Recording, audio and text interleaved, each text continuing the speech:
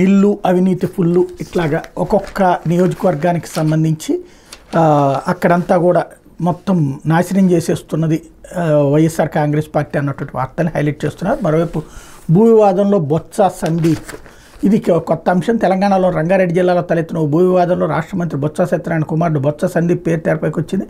షాబాద్ మండలం Machanpalli survey number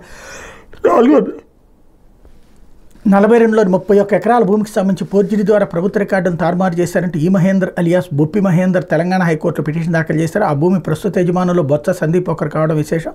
ఈ పిటిషన్పై జస్టిస్ బి విజయసేన్ రెడ్డి ఇటీవల విచారణ చేపట్టారు. పిటిషన్ తరపు న్యాయవాది వాదనలు వినిపిస్తూ ఈ భూమి తమ ముత్తాత పోచే పేరుతో ఉందని, ఆయన మృతి చెందగా కుమారులు నిరక్షరాస్యతో మ్యూటేషన్ చేయించుకోలేదన్నారు.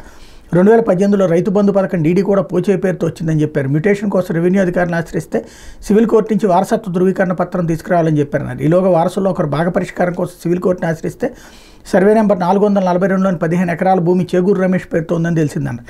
అతడు సయ్యద్ రహీం ఉద్దీన్, సయ్యద్ ఇంతియాజ్ ఉద్దీన్లకు విక్రయించగా వాళ్ళు మరికొందరికి విక్రయించారని పేర్కొన్నారు. అలా కొన్నవారిలో ఎం వెంకట సునీల్, కె కృష్ణస్వామి, బొత్స సందీప్, మహమ్మద్ ఫహీముద్దీన్లు ఉన్నారని వారిని ప్రతివాదులుగా చేర్చినట్టు చెప్పారు. వాదనలో న్యాయమూర్తి పోలీసులు ఎవరిని కోరుతూ విచారణ జూన్ 5వ తేదీకి వాయిదా చేశారు. ఇది చూడగానే ఫస్ట్ ఏమంటారు ఎవరైనా సరే, ఈడేదో భూ కబ్జా చేశాడు అనుకుంటారు. కానీ విషయం ఏంటి, కొనుక్కున్నాడు అతను. ఒకవేళ మోసం చేస్తే అంతకుముందు అమ్మినోళ్ళు మోసం చేసి ఉండాలి, లేదా ఆ భూమి అసలు మ్యూటేషన్ అంటూ ఇంతవరకు తనకే తెలియని భూమి ఇప్పుడు అడుగుతున్నాడు అతనంటే ఇది అతని ఫేక్ అన్నా అయి ఉండాలి, అంటే పాత రెక్కలను బట్టి ఏదన్నా చేసుకున్నా ఉండాలి.